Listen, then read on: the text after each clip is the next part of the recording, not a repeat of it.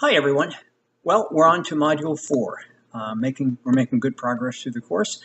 Last week in Module 3 we looked at power and inequality and its various manifestations, such as organizational crime. And I think one of the things we discovered is that there's a kind of deviant elite, and sometimes they're backed by organizational forces that make it more difficult to apply deviant labels than would be the case to someone who's not possessed of significant social status, not backed by an organization. And political corruption is a good example of that. So we had a chance to look at that. We also had, I believe, an interesting discussion about terrorism and the idea that terrorism is relative. And I think our book went through some of that, and we discussed it on the discussion board, especially the case of the Boston Tea Party. And the opinions were somewhat split on that, but most of you felt that the Boston Tea Party was not an act of terrorism, largely because you saw it as an act of patriotism.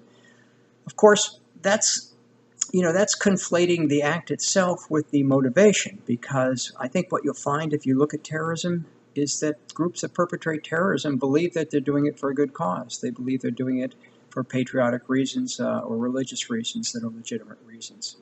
So very often, whether something's regarded as terrorism or patriotism depends on what side you're on. So this week, we move into Module 4, and we'll be looking at mental illness. And I think what you'll find interesting is some of the ways in which various forms of behavior become identified as mental illnesses. The process is not as straightforward as you might think, and I think our book does a very good job of illustrating how a lot of factors that really have nothing to do with illness per se go into labeling a behavior or a set of conditions as mental illness. And it's significant when this happens because it then triggers some social responses, including legal responses that would not be triggered if it wasn't determined to be an instance of mental illness. And we'll also look at how mental illness and its definitions are used to control people. Social control. And I think you're going to find that interesting and maybe to some extent eye-opening. We'll also be looking at the psychiatric profession and the role it plays in determining whether behavior that's not typical is somehow defective or representative of illness.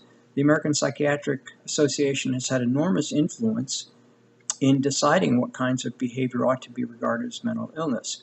And as an example of how that works, homosexuality up until the 1970s was defined as a mental disorder. In the early 1970s, I believe it was 1973, they reversed their position and they took it off the list of mental disorders. So of course today, the vast majority of people don't regard homosexuality as a mental disorder at all, rather simply a different orientation than the common heterosexual orientation. Anyway, we'll get into some of that in our reading and as well as in our discussion. So that's it for now. As always, if you have any questions, you know how to get hold of me, and I check for messages every day of the week. So I hope you have a great week, and I look forward to connecting with you on the discussion board.